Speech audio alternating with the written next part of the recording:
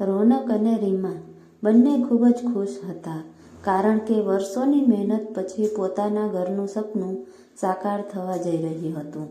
તે પોતાના બજેટ કરતાં પણ ઓછી કિંમતે હવા ઉજાસથી ભર્યું અને દરેક સુખ સુવિધાવાળું ઘર ખરીદી ખૂબ જ ખુશ હતા. તેઓને માનવામાં નહોતું આવતું કે હાઈ-ફાઈ લોકાલિટીમાં, જ્યાં તેઓના વિચારની બહાર હાઈ બજેટવાળું પોતાના સપનાનું ઘર લેશે. રોનક એક સફળ બિઝનેસમેન હતો, જ્યારે રીમા એક હાઉસવાઈફ હતી. તેઓને સંતાનમાં એક દીકરો અને એક દીકરી હતા. તેઓએ ઘરમાં કોઈને પણ જણાવ્યું નહીં કે આડોશ પાડોશમાં પણ કોઈ પૂછપરછ કરી નહીં. બંનેને ઘરનું ઇન્ટિરિયર એટલું બધું પસંદ આવ્યું હતું કે કોઈ પણ જાતના સુધારા કરવાની જરૂર સમજી નહીં. વળી તેઓ માતાજીના ભગત હતા, તેથી રવિવારે કુંભ ઘડો મૂકી ને મંગળવારે ગૃહ પ્રવેશ કરવાનું નક્કી કર્યું. તેઓએ રવિવારે કુંભ ઘડો મૂક્યો. તે દિવસ ત્યાં જ રોકાયા. બીજે દિવસે વહેલી સવારે પોતાના જૂના ઘરે ગયા. જ્યારે ગૃહ પ્રવેશ કરવા ઘરમાં દાખલ થયા ત્યારે કુંભ ઘડો તૂટી ગયો હતો. આ જોઈ રીમા ટેન્શનમાં આવી ગઈ. રીમાએ કહ્યું, "આ અપશુકન થયા હોય એવું નથી લાગતું? ઘડાના ટુકડે ટુકડા થયા છે. આપણે શાંતિપાઠ કરાવી વાસ્તુ પૂજા કર્યા પછી જ ગૃહ પ્રવેશ કરીશું." "અરે વાલી, કોઈ બિલાડી આવી ગઈ હશે. તું પણ શું શુકન અપશુકન માને છે? મનમાં ખોટા વહેમને પાડીશ નહીં. આવા ડેવલપમેન્ટ એરિયામાં ઘર મળવું એ પણ આપણા બજેટ કરતાં સસ્તું, એટલે જ કહું છું. આટલું સસ્તું ઘર કેવી રીતે મળે? અહીં એજ્યુકેટેડ લોકોની વસ્તી છે. તું અનએજ્યુકેટેડ જેવી વાતો કરીશ નહીં." "હું પણ ભણેલી ગણેલી અને એજ્યુકેટેડ છું. મારું માનો તો આપણે 2 મહિના પછી ગૃહ પ્રવેશ કરીએ. કોઈ મહારાજ પાસે પૂજાવિધિ કરાવી દઈએ." "ના, મારે આજથી જ અહીં રહેવું છે. હું કોઈ અંધશ્રદ્ધાને માનતો નથી. હવે મારે તારું કશું સાંભળવું નથી, સમજી? આજે અર્જન્ટ મીટિંગના કારણે મને ઓફિસે જવાનું મોડું થાય છે. તું સમજવાની કોશિશ કર." રીમા નિરાશ થઈને મનમાં વિચારી રહી હતી કે બધું શુભ થાય. રોનકે આજે પહેલી વખત તેની વાત માની નહીં, છતાં રીમાએ રોનકની ઈચ્છાનું માન રાખ્યું. રોનકના ગયા પછી તેના મનમાં એક અજબ પ્રકારની ફિલિંગ્સ થઈ રહી હતી. પોતાના ડરને મોઢા પર સહેજે હાવી ન થવા દઈ તે હસતા મોઢે પોતાના ઘરમાં બધો સામાન ગોઠવવા લાગી. સૌથી પહેલાં તેણે પોતાનું દેવસ્થાન અને રસોડું ગોઠવ્યું. પછી બાળકોના રૂમ, પોતાનો રૂમ છેલ્લે ગોઠવવા આવી. વ્યસ્તતાને કારણે સમયનો સહેજે ખ્યાલ આવ્યો નહીં. સાંજના 7 વાગ્યા એટલે પોતાના રૂમ પડતા મૂકી દેવસ્થાને દીવા પ્રગટાવ્યા. આદ્યશક્તિની આરતી કરવાની તૈયારી કરી. ત્યાં તો રસોડામાં મૂકેલી કાચની બરણી નીચે પડી. તે આરતી પડતી મૂકી રસોડા તરફ આગળ વધી તો એક કાળી બિલાડી પ્લેટફોર્મ પર બેઠી હતી. પહેલાં તો તે ગભરાઈ ગઈ, પછી હિંમત રાખી તેને ભગાવી. રસોડાની બારી બંધ કરી. ફરીથી સંધ્યા આરતી પ્રગટાવી. ફરીથી રસોડામાં અવાજ સંભળાયો. તે ફરીથી રસોડામાં ગઈ. ત્યાં કાચની બધી જ વસ્તુઓ નીચે પડી હતી અને બિલાડીને રસોડામાંથી બહારની તરફ જતા જોઈ. બધી કાચની ક્રોકરી તૂટીને ભૂકો થઈ ગઈ હતી. ત્યાં તેની નજર સોફા પર પડી. જાણે કોઈ ટીવી જોઈ રહ્યું હોય તેમ એને લાગ્યું. તે ધીરે ધીરે હોલ તરફ આગળ વધી, પણ ટીવી બંધ હતું. તે ફરી પૂજાઘરમાં આરતી કરવા ગઈ. ત્યાં લાઇટ બંધ થઈ ગઈ.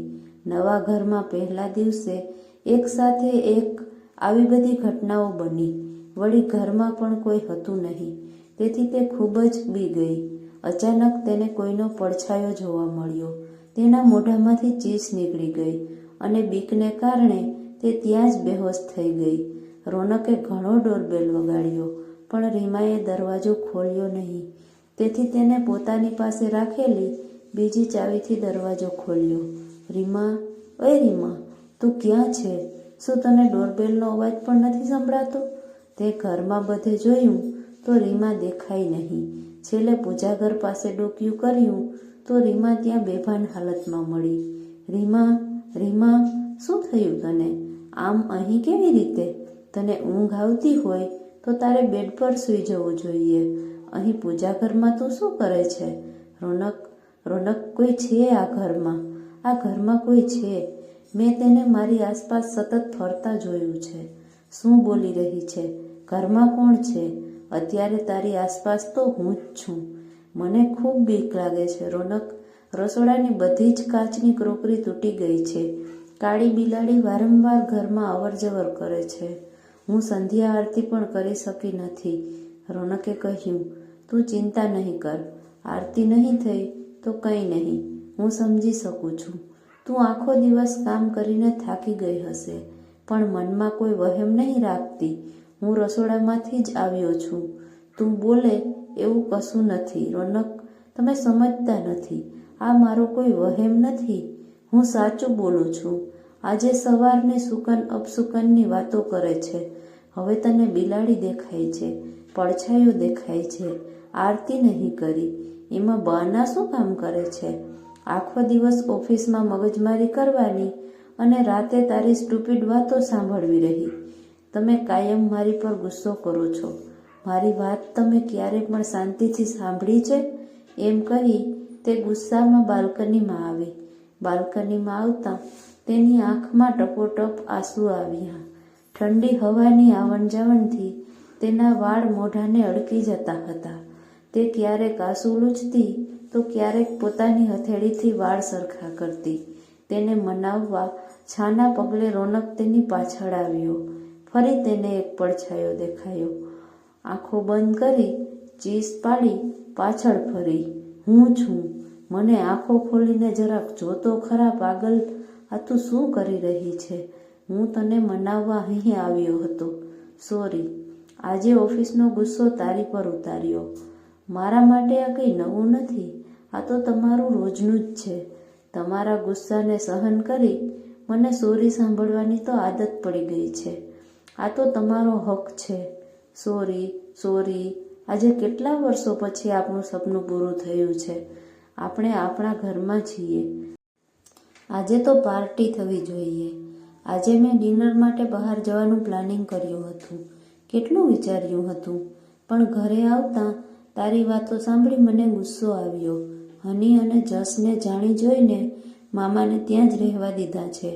કેટલા વર્ષો પછી આપણે બંનેને આ રીતે એકલા સમય મળ્યો છે. આ સમયમાં મારે તારી બધી ફરિયાદો દૂર કરવી છે. આ સમય ફક્ત તારો ને મારો છે. Sorry two.